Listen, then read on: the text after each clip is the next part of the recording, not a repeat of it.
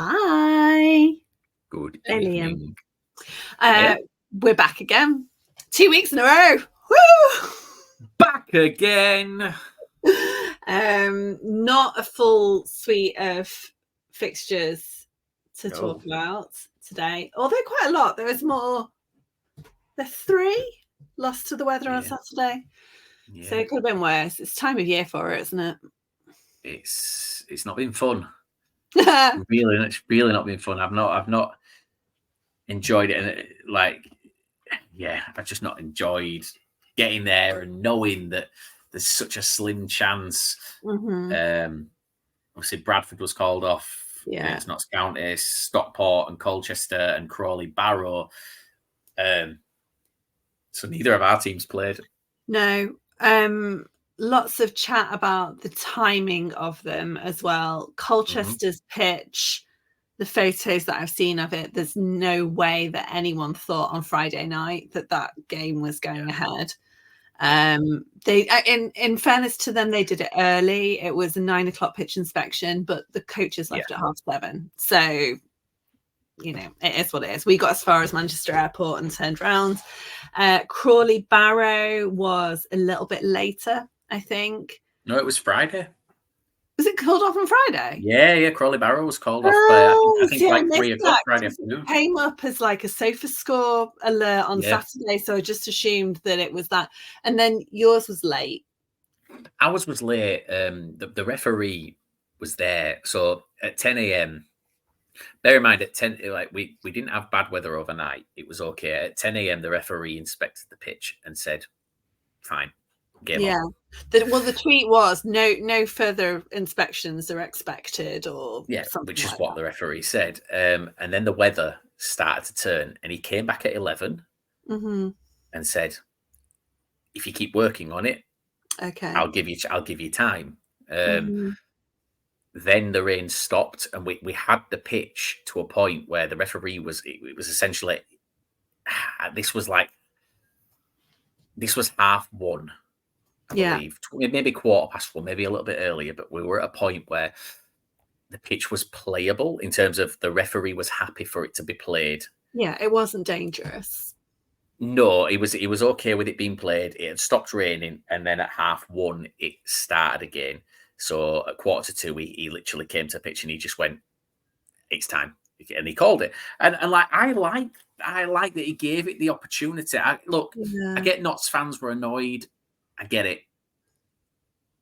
If we'd have been playing Colchester and they were coming to us, he wouldn't have given it time, but he gave it time because it was a relatively close game. Yeah, what is it, like a couple of hours from Notts County to Bradford?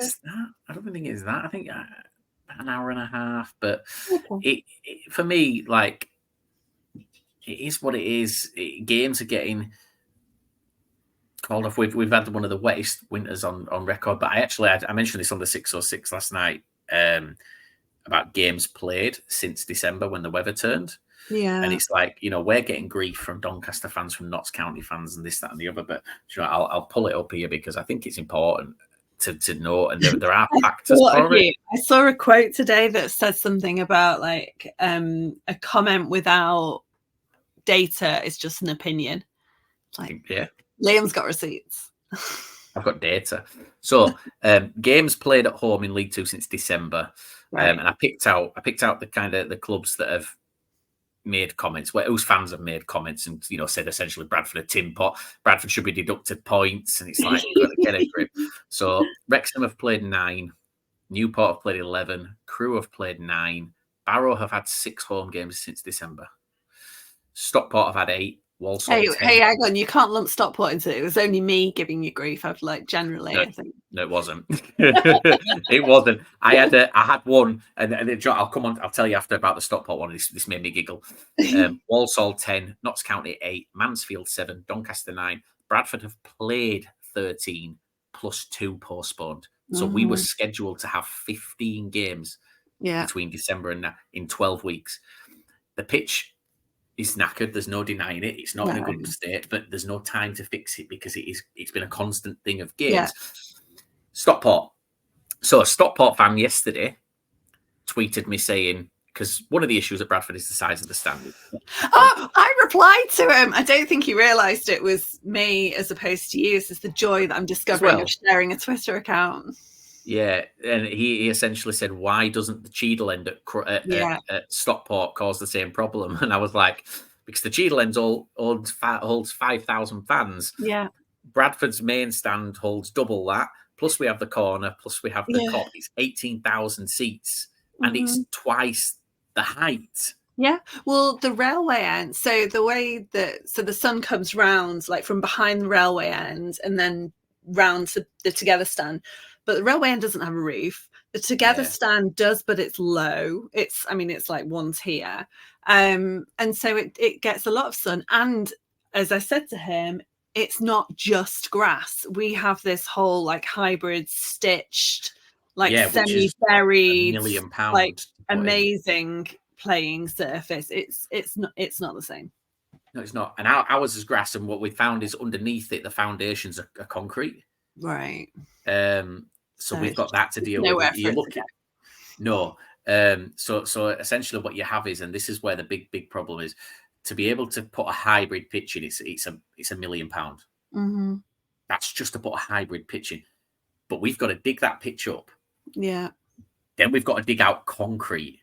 Mm-hmm. Then we've got to put in drainage. Mm-hmm. We're probably looking close to 2 million minimum, I would say. Time. I mean, how long does that take?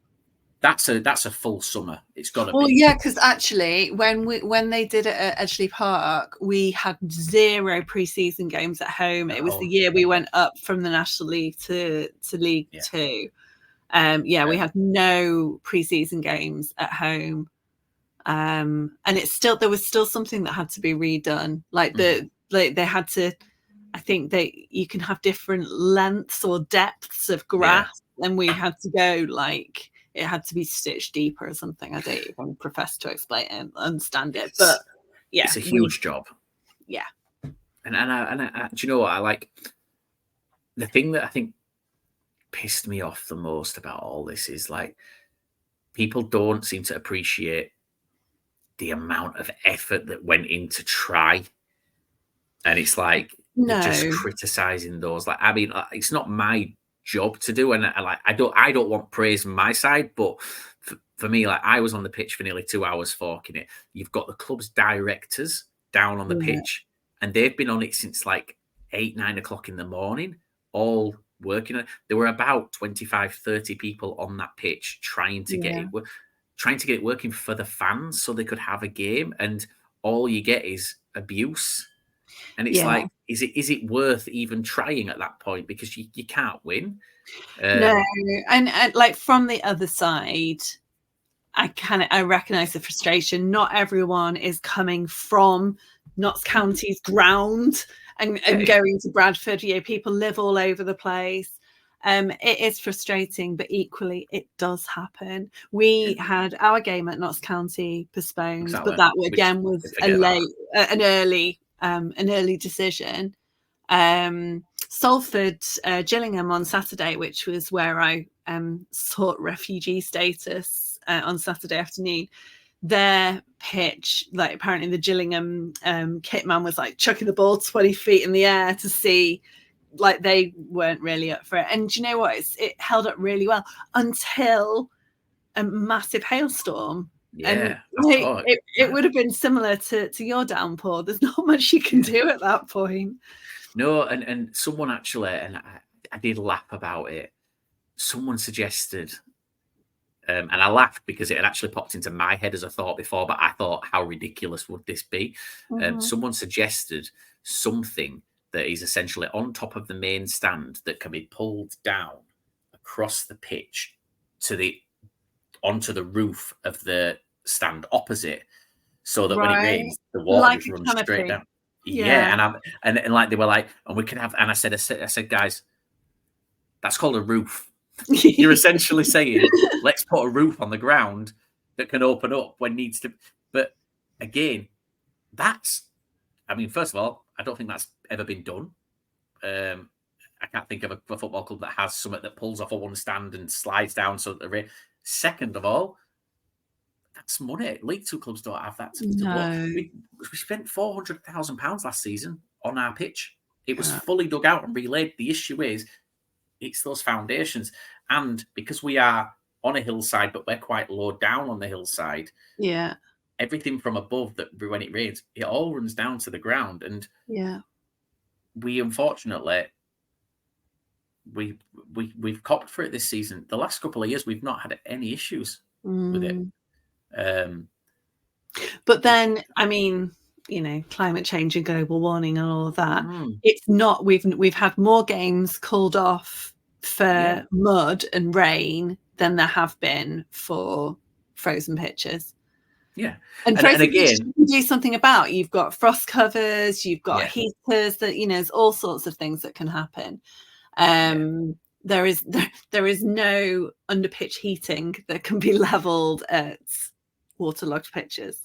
Exactly, and that's what people don't seem to understand. Like, when it snows, and it always makes me laugh. When it snows, people are like, if we had underfloor heating, it'd melt. Like, okay, where would it go? Yeah, and that's the thing. Like, even with rain covers and rollers and all, the water has to go somewhere. And apparently, Colchester's issue is that the water comes off the south stand and lands on the pitch, and because of where the covers are, it just goes under the covers. So it's kind of doesn't make any difference.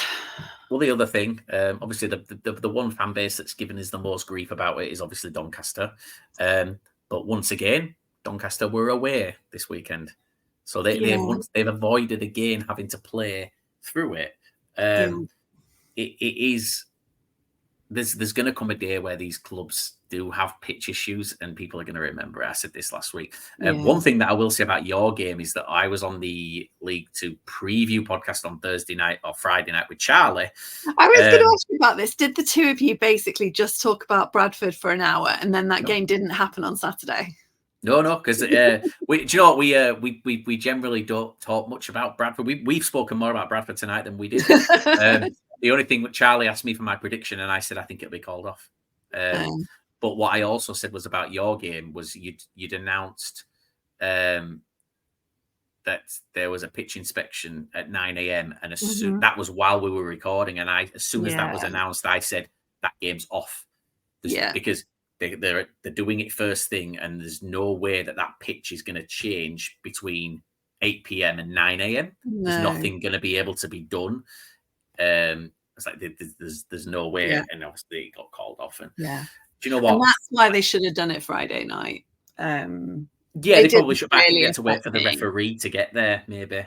Apparently he was local, but yes, I don't. We'll never really know the ins and outs of it. But both Colchester, no, I don't know if they did it actually at Bradford or Barrow, but they put up quite quickly a video of the social media guy interviewing the referee. Which I thought that was good. Was really good, and he basically said it was dangerous and it was a risk to the players, and no one can dispute that. At Salford on Saturday, and again, it was just down to the weather. You saw like players were slipping and sliding all over. Shadrach Ogie on his Bambi legs couldn't up at one point, but you can see that it is dangerous, and that's why they're not reckless with it, and sometimes tough decisions have to be made. And I don't have an issue with it. The only problem that's occurring now is obviously the Notts game is going to be rearranged, and I believe so. The teams that we have to play now between now and the end of the season at home, in terms of dates, Tuesdays where both Bradford and them are available, there's only one date left. Well, because you've got Barrow on the 9th of April. We've got Notts County on the 16th of April. Yeah. And then the week is... Our Notts County, I think, is going to be in March. I think our Notts County is going to be in March. I think it's going to be soon. But then we've only got the 16th of April left, where the teams that we're playing are also free. So we're not playing every week, but the teams that we're playing are. So we're going to get to a point where, like, if tomorrow's called off, which, the weather's actually been all right today. It was freezing this morning. Yeah, because you said it was -6 or something ridiculous. Overnight, yeah, like last night it dropped ridiculous. But then this afternoon it was 10 degrees. It was weird. But if tomorrow is called off, I feel like we're possibly getting to a point where we're going to be doing Tuesday, Thursday, Saturdays. Yeah. And being brutally honest, that the pitch can't handle that. And that's why I said last night on the 606, and please, anybody listening who thinks that I'm saying this from a place of like being in the know, I'm not. This is just an opinion. we might have to consider an alternate venue for some of those games if we can't get this on. Well, it's sensible to consider it, whether we've got to play them. We've got to play them before the 30th of April. It is, isn't it? The last game. Yeah. We've got to get those games done. And look, for Bradford fans, there are 3 choices in this going forward. Number 1, we reduce the playing budget and we spend the 1.5, 2 million, whatever it's going to be. In fact, there's 4 choices so that we can get the pitch fixed. Number 2, we put season ticket prices up and we use that extra money to cover it. Number 3, we move grounds because this is going to be a constant problem if we don't pay to fix it. Number 4, we accept that it is what it is. And we just, every couple of years, we're probably going to have this problem. Yeah. But I feel like if we were top of the league, no one would have given a shit on Saturday. No, they would have done because obviously the game got called off. But someone blamed, and I can't get, someone blamed Ryan Sparks and Stefan Rupp. Yeah, I saw that. Yeah. I mean, how can they be to blame for it? I think because it was that argument, or the argument that, as I interpreted it, was that they were criticising Rupp and Sparks for pulling money out of the club that should be reused to fund things like pitch improvements. I'm not arguing that. Yeah, but someone called Stefan Rupp a parasite, and I was like, "Do you know what a parasite is?" It's like they were like, "Yeah, it's somebody who takes and blah blah." I was like, "But he hasn't taken. He isn't gaining anything.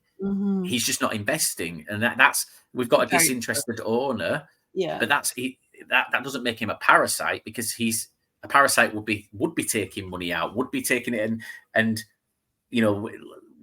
we'd have a lower budget, but the fact is we have a constant budget that's a high budget in terms of where we sit in the league table of them, and we underperform year on year. Last season we finished 6th.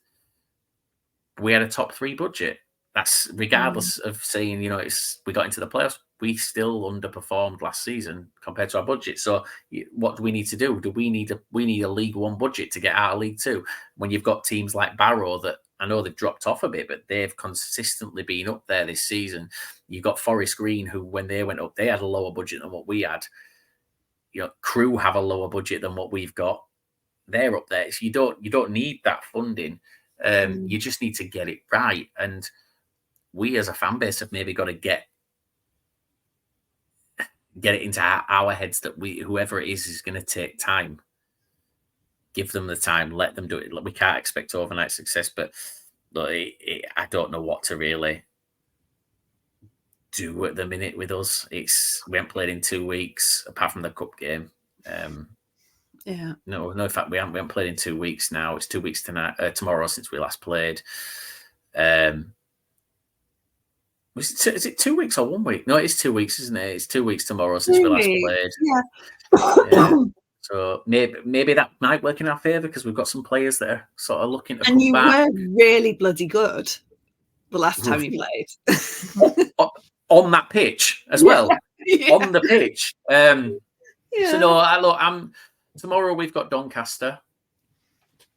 There's Donny fans that are absolutely rattled by me at the minute without me doing anything, and I just think we're at a stage now where some of them have been talking about the abuse that I'm going to get and this, that, and the other, and I'm like, you can abuse me if you want. Like, that's not going to deter me. I thrive on that. But all you are grown men arguing or angry at a person dressed as a chicken. Like, there's only one lot of people that look stupid in that scenario. And probably a little bit of deflection as well, because they lost on Saturday 3-1 to Walsall, who were in 6th, creeping their way up to autos. Yeah, I think they'll drop off. I do think they'll drop off before the end of the season. I think they'll just miss out on the playoffs, but it's a cracking turnaround for Sadler. I just can't cope with it. It's just this. Yeah. I mean, we've got a game in hand. Yeah. We've got a game in hand over 3rd to 7th. But still, it's just so tight the whole way down. Pete Wild was at Salford Gills on Saturday, and they didn't.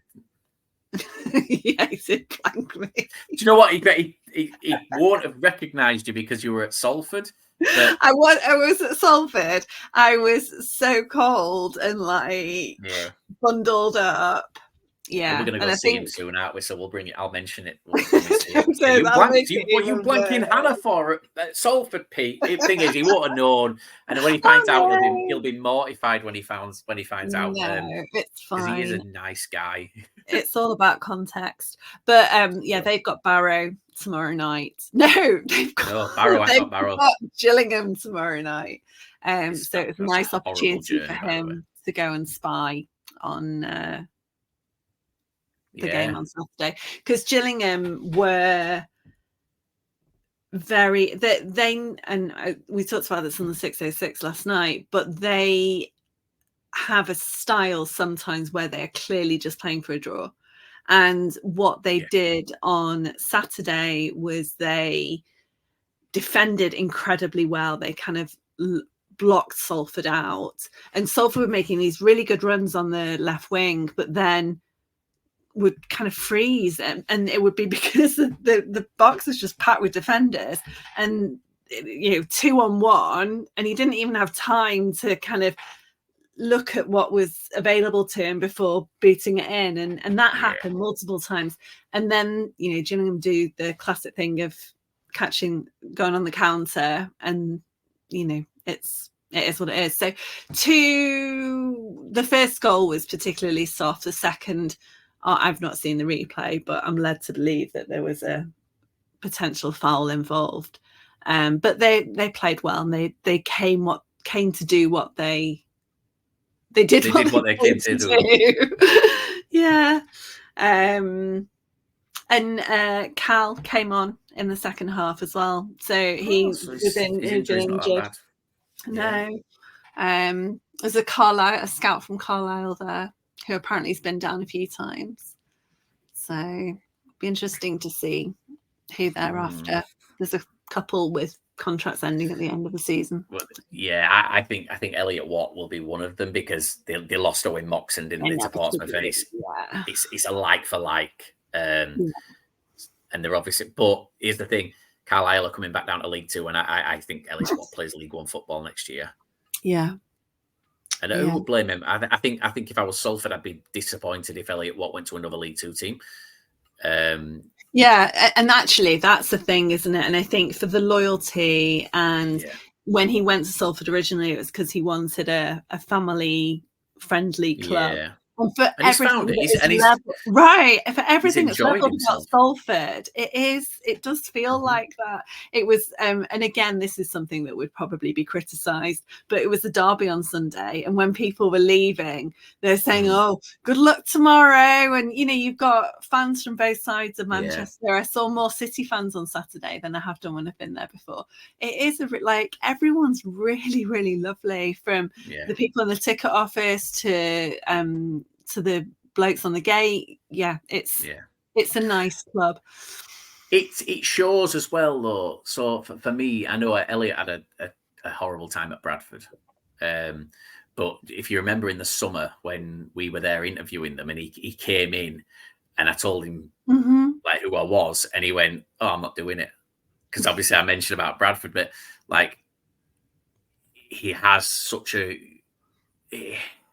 everybody who goes to Salford in terms of players and stuff, it turns out to be nothing like everybody thinks it is. Like Yeah. him and Cal, you genuinely think that they've been there their entire lives, and like I really like it. Then you look at oh my Christ, what's he called? Winger. I don't know. I No, don't know. play from Colchester. Summer Ashley, yeah.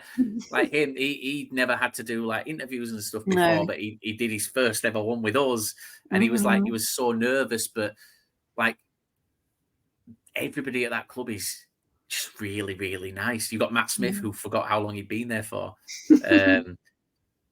I feel like everybody's kind of bought into what they want to do as a club, and I know we praise them a lot, and we do praise them a lot, but we're kind of negating the negatives. I was going to say, everybody else does.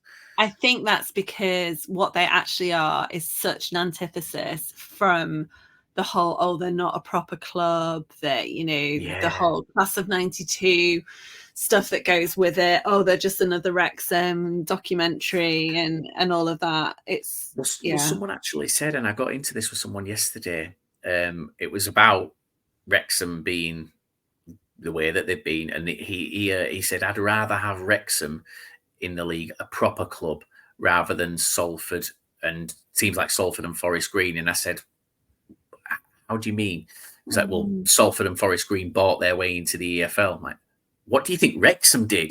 Like, Wrexham were out. Wrexham would still be National League right now if it hadn't been for the takeover. Yeah. Unfortunately, that's what happens. The difference is that both Salford and Forest Green. Obviously, Forest Green's a bit different this season, but like Salford have come up and not just kind of they've made themselves an EFL club.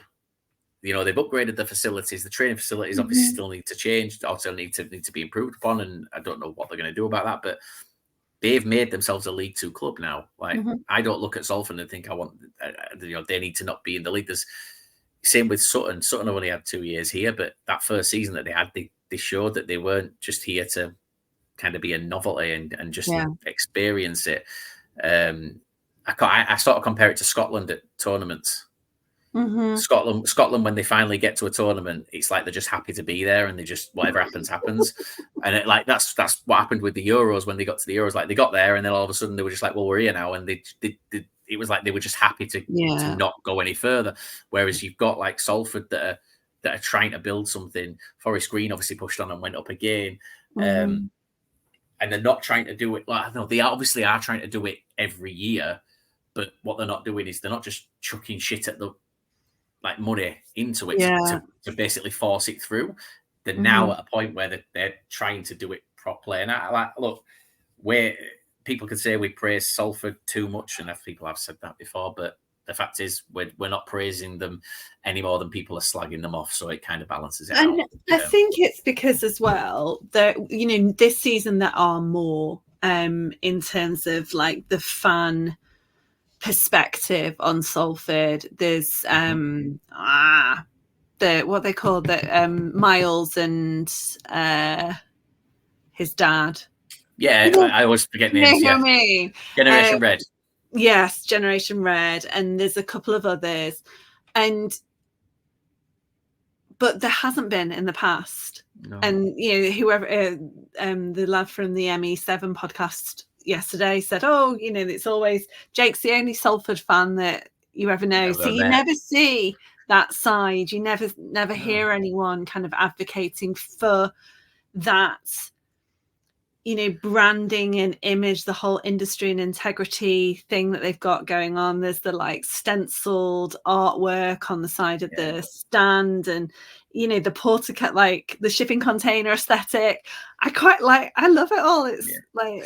It's just it's nice. I think the other thing for me, and this is where your teams like Salford and Barrow, especially with us, they've not forgotten where they've come from. No. They don't think they're too big, and when we reached out, they were immediately, every time we've reached out to both of those clubs, they've been willing to sort of help us and do things with us. And that, like, same with Generation Red, obviously Miles and things like that. Miles has been like interviewing players, he's been on the radio with them and things like that. And that's what it should be. It's about making that. I had this before, and you know what? I was thinking about Rosette when we used to do the Rosette things, and it was this popped into my head as what I would use. There's too many clubs, not just in this league, in all leagues, that think that it's enough to just put a football match on. Mm-hmm. There's not an experience, and at Salford there is an experience. And it's a nice experience. And that's going to be more and more important when the Sky deal comes in next year and into the year after, where suddenly you don't have to go to the games so much. You can sit at home and watch. You need that. You need the extra. You need the getting hailed on. But like that kind of sitting and talking to people around you, that's what's going to add value and get people through the gates. And that's where they get, they get money from TV, sure, but you need good food. And look, I'll be the first to say I don't feel like the food at Bradford's good enough at all. But again, like it's been contracted out, and because we have low season ticket prices, we've gone with the highest bidder on contracting food because we need to bring money in somewhere. Are you still on Pucker Pies? I didn't go to Bradford this season. Yeah, there is still Pucker Pie, and I'm not a fan of it. And I think the reason I'm probably more not a fan of it is that there's the community foundation that's got their own cafe outside, and that's all home cooked food, and like they do doner meat and chips and things like that. And it's not scalable though, is it? No, but then you go to Salford and some of the best food in the league. Yeah. Do you know what? On Saturday, my one gripe about Salford is that in the home end they don't have menus up, so you kind of you're guessing a little bit, and it does annoy me. But I was like, can I have chips and curry sauce, please? He's like, we don't do curry sauce anymore. It's like, do you do gravy? He's like, no. And it was a bit like that Peter's case stage. So yeah, but then I saw a woman walk past afterwards with like what looked like chicken tenders and chips. I was like, oh well, would have been up for that. The chips were like triple cooks. They're amazing. Yeah, I saw your picture of chips. They did look good. Oh yeah, I did take a picture. I had on Saturday. I had doner meat and some chicken shawarma, which it was beautiful. And it's like where was this? Yeah, just in the community. No, in the community foundation's hub, in the cafe. You didn't have a game on Saturday. What are you talking? No, but obviously I was there. Well, we've not really touched on games. We've touched on the games that didn't go ahead, and we've done Salford. So should we do an ad break and then we can blast through some games afterwards? Yes. What an ad break that was! It was a good one. That I really enjoyed it. Do you know what I realised? Like, obviously, if you're listening to this on Spotify or Apple Music, there will have been an advert. But if you're watching on YouTube, no, that's true. And we never know what the adverts are. So no, we don't. We could be all sorts of things, and we'd just be happily. They can't be about gambling. That's the only. I think we've got an agreement with them, haven't we? Yeah. But other than that, I don't know. Netflix, I noticed on the Acast thing was the EE have been one of the bigger ones for us as well. So thank you very much to EE. We would love a mobile phone each. Thank you. Well, yeah. Just free. My EE contract's just gone up quite a lot, and it was quite expensive to begin with, so that really cheered me up the other week. Anyway, actual football games. Oh, let's quickly talk about and it can be part of a football game. Wrexham beat Accrington Stanley 4-0 on Saturday. I know that Paul Mullin scored at least 2. Elliot Lee scored 1. Don't know who scored the Mullin 4. got a hat-trick. Was it a hat-trick? So hopefully all the Wrexham fans have taken back everything they said about... You're going to say a week ago he was past it. Yeah.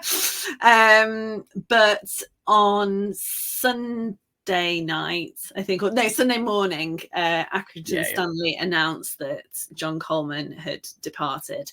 John Coleman is someone who has kind of dragged them up from a Sunday League team to been up to League One. He left in 2012, came back in 2014. He is Accrington Stanley. Absolute legend. And the way that he was dispatched in the statement that they put out on Sunday was awful. And they put one out today, which honestly wasn't much better. It was almost like someone said, "Oh, do you know what? I think we didn't quite get the tone right. Let's give it another go." And then use the same tone. Same tone, and almost even worse in that at the end it was, and I did say this on the 606 last night, that my belief was that they are very much they need playoffs. It's playoffs or bust, and that's what it said basically in the statement this afternoon, that they've got one shot to get playoffs, and they didn't believe that they were going in the right direction. I mean, they are sitting in 16th on 8 points away, aren't they? Yeah. So I think he'd earned enough to be given till the end of the season. Yeah, and I honestly, I don't know who they're going to get in. But well, they've announced the interim, haven't they? Do you know the thing that's pissed me off the most? And I'm not an Accrington fan, so it shouldn't really bother me, but it does. Is Andy Holt goes on about transparency, and he goes on about accountability, and he talks about how he does things right and how he makes sure these things happen. They sacked him, so he deleted his Twitter account.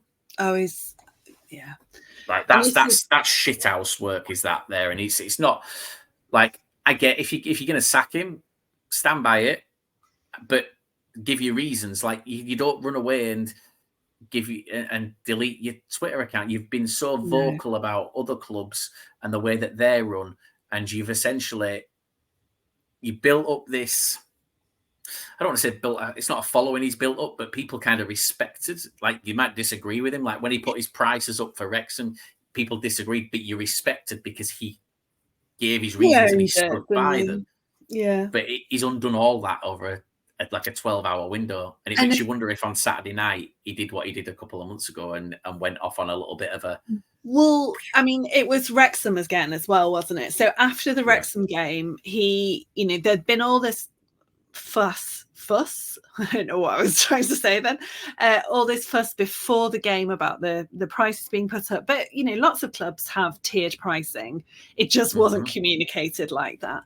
And they do good stuff as well. I think a week later, they had Swindon and they bought all the away fans a hot drink. And they did nice things. They sell pot noodles for like a couple of quid, which I respect.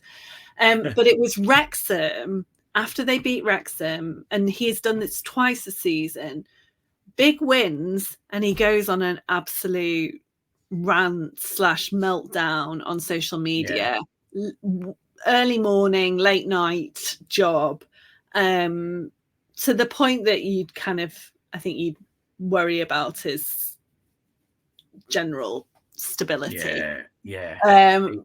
So it was Wrexham this time, and it was set up to be Wrexham's revenge. And, there was a lot of chat about Accrington Stanley over celebrating last time. So I think he probably, it was the John Coleman stuff, but he probably just didn't want 20,000 Wrexham fans in his DMs. Yeah, I think it probably is something to do with that as well. But do you know what you mentioned there? Like, obviously over celebrating. The reason that they over celebrated is because, and he's been again very vocal about this. They have the smallest budget in the league according to him. So for me, you can't. If anything above 24th is a success, you can't give someone the 24th placed budget and sack them for. No. Not getting you in the top 7. Like it doesn't make sense. And I'm going to be brutally honest with you. He said the club is for sale. I think that he'll sell the club possibly this summer. I think John Coleman will be back. I don't think that this is the end. Maybe a year away or so, but I think he'll be back. Yeah. But Accrington need, if they've got the smallest budget in the league and they're sat 16th, that is a successful season. It is. It's not successful in terms of like promotions or anything, but when you look at it, it is a success. You can't. If I gave you £1,000, Hannah, and you came home with a £10,000 car that you'd managed to get for £1,000, that's a success. Just because someone else was expecting you to get a £40,000 car with it doesn't mean it's any less of a success. No. I feel like he's really shot himself in the foot here, and I feel like there are some fans that have said that it's about time and it was a long time coming, and that's, again, it's fine. But I feel like it's a massive disrespect that they've done him. Yeah, and I think he will, regardless of Accrington's position and their kind of demise over the last couple of seasons, he will be, given his track record and what he did for them, a massive catch for anyone kind of aspirational in national leagues, maybe. Sutton. Yes. Immediately, that was my first thought. To bring Sutton back up. Hartlepool, Rochdale. Yeah. Like, there are options there, and there are so many clubs, ex-EFL clubs, that have recently dropped out that have the resource and a similar style of club to Accrington. And I think John Coleman is going to walk into a job and thrive. I know York have just appointed a manager, but had they not, York, another one. Even given Accrington's previous league positions, they again are very community oriented. They have they've got a shirt program, so all of the local school children, they get them in every year and give them a shirt, and that is Holt wanting to bring back that name and that pride, and to see kids around in Accrington Stanley shirts. But yeah, they're a community hub. They're in the middle of a housing area, and and it's similar to like a Yeovil. Yeovil are a very, very community-based club, and they're literally in the middle of a little housing estate, and they're a nice club. They don't bother anybody. Accrington aren't a rival for anyone. I don't think anybody looks and goes, "Oh, we've got Accrington at weekend." It's a big it's never that, but they're always sort of just a name that you expect to see. Like, they could come and turn anyone over. They could roll over and you can smash them. And they have been kind of not erratic this season, but they've pulled off some brilliant wins and then lost games that you would expect them to have won. But they've got, over the next few weeks, they've got Bradford on Saturday, and then Swindon, Notts County, Sutton, Morecambe. It's an all right run for them. It's not bad.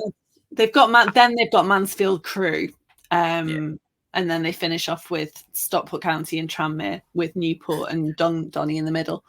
I think the issue is, and like, for me, if I'm the manager, if I'm John Coleman this season, like, it's got to be difficult to kind of get your team going when your owner is on social media saying the things that he's been saying. Like, it's and when if you lose a game that Saturday night is going to be an absolute shit show.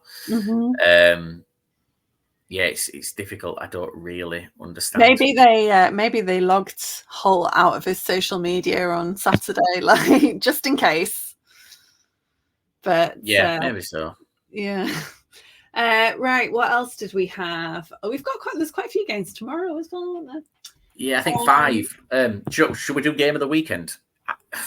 I mean, it'll be your opinion, because I have zero opinion on. There's surely only one game that was game of the weekend, though, for League Two, wasn't there? Wimbledon. Wimbledon. The MK Wimbledons versus the AFC Wimbledons. And do you know what? I don't want to say it lived up to the hype. Like, it lived up to the build-up that had been sort of put in place, because it is a massive game for them. But it ended in, like, spectacular fashion, like in 16 seconds before full time. Right. AFC Wimbledon win it. And MK Dons had nearly just scored just before that. So it was a proper it just seems to be for Wimbledon now. Like when we were talking to the fans on the 606 last night, don't think they really give a shit where they finish the season now because of that moment. That moment will define this season. Like that's it for them. Like that to give your fans that moment and in that fashion as well is just it's awesome.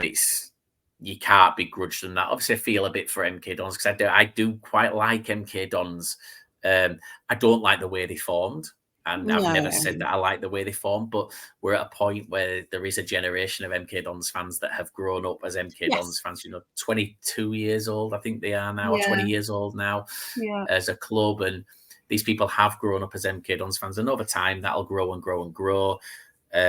Those people, they weren't involved in what happened. And people saying, yeah, but they've chosen to support them. Have they? I didn't choose to support who I support. I don't think anybody really sees it as a choice. You kind of end up in situations where it becomes part of who you are. You're young, you're that young. You're too young to understand. As like the MK fans, but the argument leveled for them would be that you or I didn't have a choice because it was who our parents supported, but their parents wouldn't have supported MK Dons. But at the same time, it's the only football there. Oh yeah, and again, MK back in the day then were very good at, again, community stuff. So they were in schools, and these were school kids that had no other team on their doorstep, and they were given tickets, and they went. And look, the fact is, it should be. I don't want to say it should be praised because it shouldn't, like in terms of how they formed, but the fact that they have managed to get these fans in who were in an area where they had no football team to support, like that's a success in that sense. I don't think that those fans should be blamed or anything like that. And over time, this rivalry is going to die down. Yeah. So fair play to both clubs, really, because they've put on a show that, like I say, MK could have won it, and then Wimbledon won it, and the celebrations have been. You'd have thought Wimbledon won the league. So, well, they're in 10th on 50 points. Barrow have got 2 games in hand over them, but they're not far out. MK Dons I can see dropping off again. Yeah, I can. Just on non-League 2 related stuff, and this makes me giggle. So. Sheffield United are currently live playing Arsenal, and the stadium is emptying after 25 minutes. As 4-0 to Arsenal. See, it could be worse. It could be worse. MK Dons fans. MK Dons tomorrow night play Mansfield for the first time this season. So massive game as well. Fun. It's a big game for both clubs. But we're into March, and it's the first time they've played. Yeah. Awesome. I wonder when the next one is. I think it's the back end of the month. I'm sure it's back end of the month or the start of next month. It's in the next 4 or 5 weeks. Tuesday, 5th of March, and then they've got Salford and then Grimsby. And then they've got Crewe. They've got Stockport County live on Sky Sports on a Saturday. Sports. We're on a late kick. A League 2 game on Sky that doesn't contain Wrexham. It's very exciting. It must be like international break or something. 13th of April. So in the next 6 weeks. Yeah, it's mad. It's mad. Yeah, because there's not that much of the season left. No, there's not much left. We've mentioned Mansfield, but let's do it then. To Mansfield have a top, and they won again on Saturday. Walsall. Let's talk Walsall and Doncaster. That's all I'm giving Mansfield. And I said this last week. Mansfield have lost 4 games all season. I think they totally deserve to be where they are. They should be further ahead. No issue. The draws have held. And what they have done over the last few games, less so on Saturday, I think. What was the score? What was the score on Saturday? Yeah, it was just 1-0. 1-0. No. Mansfield. Yeah, 1-0. What they have done is racked up that goal difference. which will pay off for them towards the end of the season. So now they're on plus 39, Stockport are on plus 29, Wrexham are on plus 19. So there is a hefty gap there. But going from the top to the bottom, yes, the two teams at the bottom, Sutton and Forest Green, both lost at the weekend, and I think that is the end. I think that's it. The points isn't a huge gap, but the games in hand is. Obviously, Colchester are 5 points ahead with a game in hand. Grimsby are 6 points ahead with 2 games in hand, 3 games in hand on Sutton. Well, Sutton are one of only a handful of teams that have played 36 games. There's not many. Yeah, I think there's maybe another 3. Sutton, Salford, Tranmere, and Swindon. There you go. Yeah. And yeah, like for me, I think that is now. That's it. I think that Sutton and Forest Green, they needed to win on Saturday. Forest Green especially needed to win. They needed to drag Grimsby into it. They'd have been level on points. Obviously, Grimsby would have had the game in hand, but for me, I think it's done now. Artel's cartel. Well, also Grimsby are kind of gritty and resilient in a way that you don't see from Forest Green and Sutton and Colchester to a certain extent. They have the ability to surprise teams. They beat Crewe. Look at where Crewe are. And I know that there's a whole history there, but yeah, I think in terms of turnaround, I can't see it from either of them, unfortunately. No, I think that's the result for Grimsby. I think that Saturday result is it. That's what's kept them up now, and it's just about finishing the season as strong as possible. It's a shame for Sutton. Like I say, I've grown to like Sutton. They're again another club that no one sees as a threat, as an issue, but they can turn up. Or last season, especially, they could turn up and beat anyone. Well, look at Notts County, first game of the season. Like no one saw that coming. No. Or teams can go to them and smash them. It's a very, very hit and miss club, but I quite like them, and the fans that I've interacted with, I've really enjoyed speaking to. And Joe last night, lovely Joe, said, "Oh, people really hate Sutton, don't they?" And it wasn't. We were just kind of laughing out of sympathy because he was just being so incredibly self-deprecating. Yeah, and has kind of accepted his fate and is already in the acceptance. I can laugh at myself and the situation that we're in position, but no, it can happen to any club and any group of fans. Absolutely. We've all been there. Well, not all of us, but it's that kind of I've got sympathy for them and what they're going through. And the challenge with the National League is that, as we've seen with Harrogate and Rochdale this season, it's not a trampoline. Harrogate. Hartlepool. Harrogate doing well. In my head, Harrogate went down last season, and every Grant's time still adamant. Grant is still adamant that they're going down last season. Well, look, speaking of Harrogate, then because we have actually nearly managed to cover most of the games here, but Harrogate won, Swindon won at the weekend.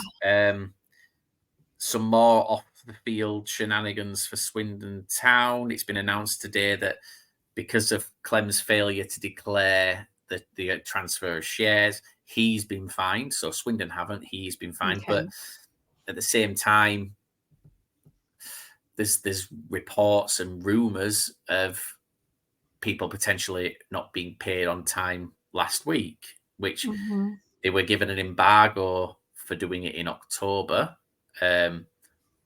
which Clem denied at the time and said it wasn't true. Yeah. Obviously given an embargo. If it's happened again, what's going on?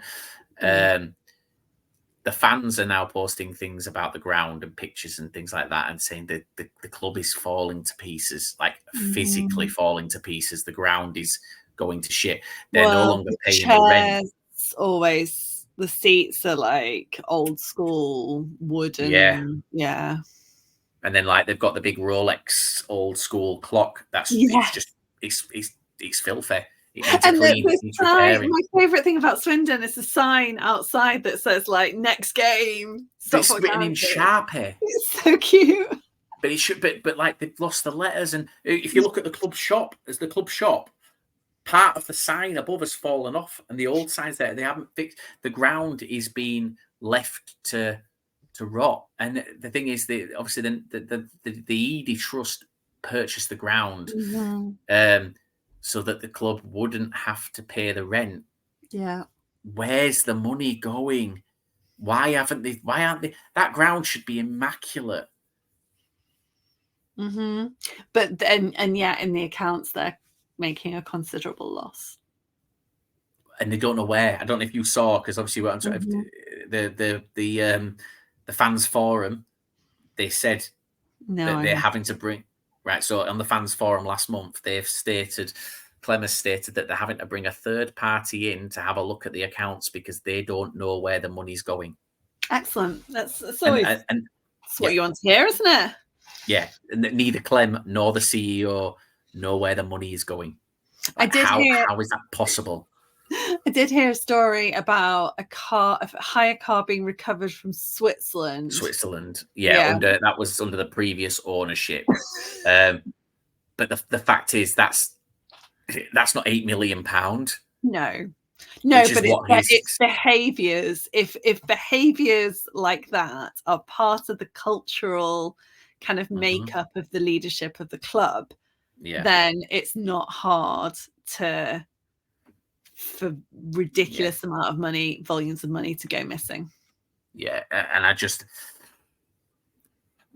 what I don't understand is Swindon Town this season haven't brought in £8 million. No. So where's the £8 million come from to go back out? And the thing is, if I'm Clem Morfuni and I own a football club, if I'm any football club owner, Swindon Town probably have a turnover, I think, maybe 5-6 million. Yeah, I don't know. So let's just call it 5-6 million. If my business comes to me and says, we need £3 million from you, I'm going to want to know where that's going before I pay. Why do you need £3 million? I'm not just going to pay £3 million. I'm going to know where that money is going to. Yeah. Because it doesn't make sense. And do you know what? By the sounds of things, and again, this is just an opinion, they know full well where that money is going. The issue is they don't want to tell people because there's something that they're not being open and honest about. Yeah. The likelihood is that there was a plan for that money to come back in, and for whatever reason that hasn't happened. And yeah. I feel like there is, in the next 12 months, a points deduction coming for Swindon Town. Well, what normally happens, and this happened to Morecambe recently, is that it gets to a point where you don't pay players or you don't pay your wage bill, and as you say, you get like transfer embargoed, but you get a suspended points deduction. And so Morecambe had triggered that again a couple of months ago, and there's still been no outcome, but it was around the time that the charges against Clem were raised, so presumably it'll be fairly soon. But yeah, I'd expect the same to happen. The next one will be right where you're on a suspended points deduction, and if the same thing happens again, then he needs to but he needs to get out of the club. Even with that, it's going to be a couple of points max. They're on 44 now. It's not going to send them down. Well, I think we're past the point, aren't we? Though we're past the point where it will be this season's. The points deduction wouldn't be this season; it would be next at this stage, I believe. Oh, really? Yeah. Fair enough. And that's then the worry of what that's going to mean. So they also had the season ticket campaign come out this last week, and as part of it, buying a season ticket will also it puts the fans a fan voice on the advisory board, so that the fans' voice will be heard. And it's like, what do you mean the fans' voice will be heard? It should have always been heard, because that's the point. I don't understand it. There's so much wrong with the club at the minute from inside the club, but then they've got a supporters trust that are absolutely toothless. They are shite. They don't work for the fans. They became completely obsolete the day that Rob Angus became CEO. And I like Rob Angus. But the day Rob Angus became CEO, he went from the trust to being the club CEO, was the day that trust became completely obsolete, because the club the trust couldn't be seen to be questioning the club, because the club was being run by somebody who was part of the trust before he went there. And essentially his values were the trust's values. And so, no, there's so much going on. Fans are not happy.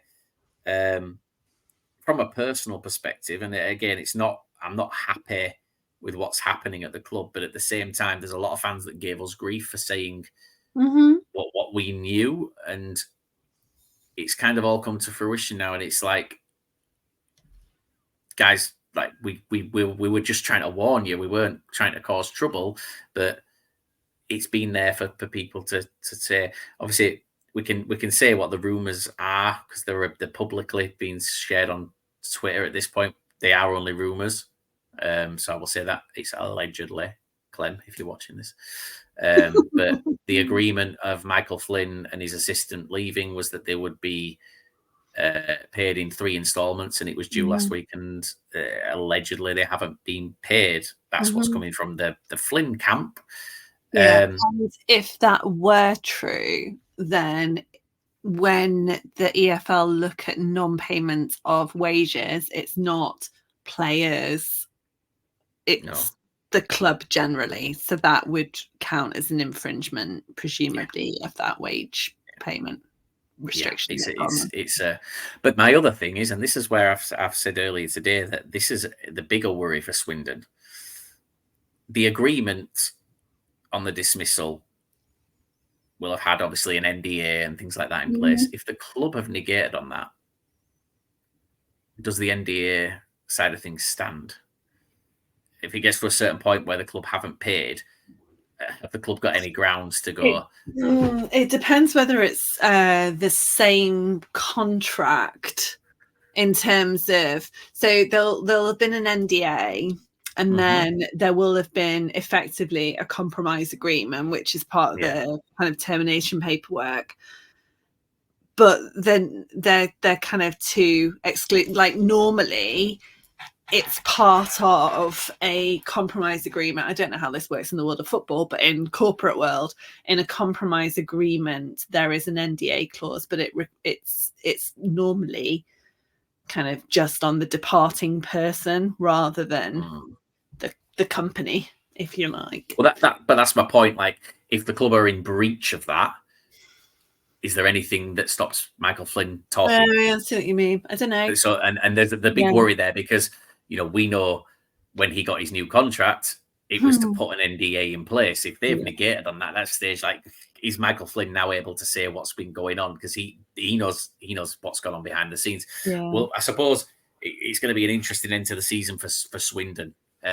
Off the field, not so much on it, because they've got nothing to play for at this stage. But the county grounds fall into pieces.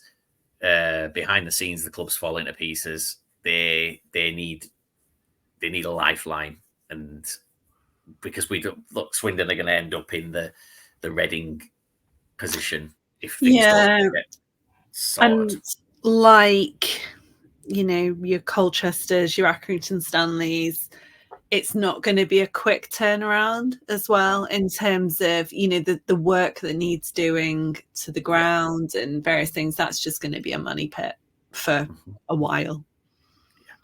But they, as Ben told us, they've got good now. And although it sounds like Harrogate Swindon was particularly painful on Saturday, and he texted me probably 5 minutes before they scored saying we won those, we can play all day and never score, and then they did, and then both teams scored. So it's well, we've done it. I think we did everything pretty much. We didn't do Crewe Morecambe. Morecambe did us a solid. Oh, they 2-0 up as well, Crewe. I know. Yeah, Morecambe did a Crewe. Morecambe did at Crewe 2-0 up and to come back and win 3-2 at Crewe as well. That's a phenomenal result for them. Derek Adams would be proud. Yeah. And yeah, to be fair, we don't have any Crewe or Morecambe fans that listen to us, Hannah, so we're not really. No, it's fine. But the people of Stockport appreciated it. Are we getting to the time of year yet where like Morecambe would tweet saying, "You're welcome, Stockport"? No, because I don't think they employ somebody that actually runs their social media. No, and actually, it's not like they're fourth, aren't they? So it's not even. Yeah. I think. Look, the league at the top and sort of to be fair, from the top to like 16th, 15th, 16th, it's interesting because so many teams with games in hand. But yeah, we'll see what happens. What have we got coming up, Hannah? We're going to have a trip to Barrow in April. Is it at I didn't realise it was at Barrow. Oh, it's at Barrow. Yeah, that does make sense now. Yeah. Okay. Yeah. We're going to considering we played Barrow earlier in the season, and I met Pete Wild, and that's how we ended up doing all the stuff. I've got a really good parking place at Barrow. The Asda for anyone who who's interested. We'll be parking in the ground, don't you? Where we'll be making we'll have a parking space. I'm just saying it's quite easy. It's easy to get out as well. Well, you can tell everyone then, just in case. I'm gonna write. I'm gonna start writing like away day guides, but written by an away fan, not a home fan. Not a home fan. Let's do it. Let's put a lower league look away day guides. Let's do that. I think that's a good idea. I think so many times they're written by home fans who do know their ground really, really well, but they don't know what the food's like in the away end, and they don't know what it's like to park if the last thing you want to do is drive on and I get this when you live in the town and you're like, oh, drive to this place and you'll find somewhere to park, but the things that they don't take into consideration is things like traffic. Like it's okay if you're only driving 20 minutes to the ground. If you've been on the road for 3.5, 4 hours, you don't want to be sat in traffic for half an hour to find a space. Like so many different factors that you've got to take into consideration. At Donny, the club car park is free for loads of season ticket holders because they've got a special pass that it's included. So you ask them, they're like, oh yeah, it's a £5 to get in. So I get there clutching my £5 notes, and the bloke was like, just looked at me. He's like, £6, love. I was like, I've not got £1. When I went to Donny, I did the same, and I pulled to the car park, and bear in mind I was working. She was like, are you on the list? I went, I have no idea. And she went, and she looked through. She went, you're not on here. She went, it's all right. She went, just go park somewhere over there, and just let me in. I just went and parked. She had no cares in the world. But there is another car park 10 meters down the road that's a £5. So I was happy about that. So that's a massive squirrel incident. Squirrel. So yeah, we're gonna do some stuff. We're gonna go to Barrow. We've got the 606 this weekend. We've got the preview podcasts coming out back end of the week. The 606 on Sunday will be the same as the 606 yesterday, which was a huge success. Slightly, but was a much better format. So we will post on Sunday morning and ask for contributors, and then post a running order on Sunday night, which will start with Swindon and Mansfield. We are starting with Swindon this week. Yes, to be fair, that's good. Is it Swindon Mansfield? Christ Almighty! Yes. So one set of them is going to be quiet. Yeah, and bearing in mind that Swindon are the only team that have got the opportunity to take 6 points from Mansfield this season. Yeah. So well, see what happens. And things. Yeah, then we've got, like I said, we've got the preview podcasts coming out before the games. Late Friday night, early Saturday morning, so you can listen to them before you go to the games. Please do keep an ear out. For anyone who's interested in just general football and just wants to listen to people talk about football, the League One podcast now have their own Twitter page, which is at League One Look. Please do follow it and help them grow.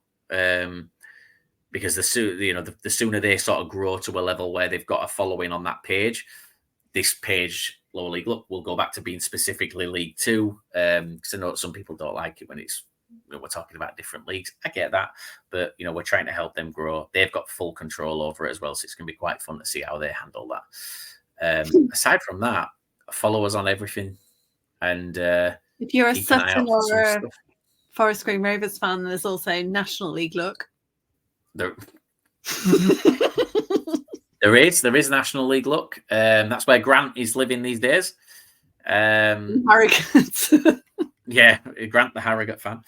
He's doing his bits down there. They're thriving at the minute. They're having a good time. They enjoy it. So yeah, preview podcasts coming out. You might notice a change to the layouts of shows on your podcasting platforms, but that's just us trying to get things in order. So the Lower League Look channel is going to be specifically League Two. There's going to be a League One channel, and there's going to be a National League channel so that we can keep things separate because it's just getting a little bit messy. We are also doing the Lower League Network as well, Hannah, aren't we? Yeah. Which I've created the channel. We just Have need to get some you? stuff in. Yeah. And that's going to be us inviting people who do create content, but don't necessarily push it out on socials and things like that. We're going to invite them into the network, similar to what TalkSport do, and they'll go out on their own channel. Well, not their own channel, but the Lower League Network channel will have all the stuff on it. It just gives you more stuff. You'll be able to find club-specific stuff to listen to. So if you're playing Swindon at the weekend, for example, and we worked with Fools Rush In, if they want to do it, then you've got Swindon Town content there. And it's all in one easy place to find.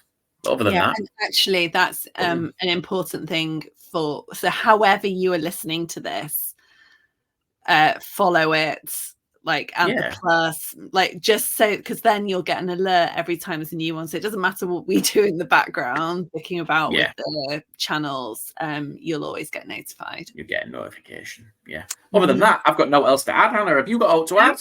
No. Good luck tomorrow. Thank you very much. Yeah, are you going to watch it? On all counts. Yeah, I'm going to the Stockport County Junior Fan Forum.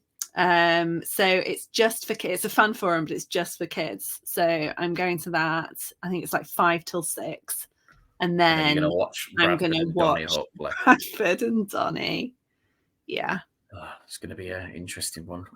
Well, thank you very much, guys. We'll see you next week. Yeah. Bye. Bye.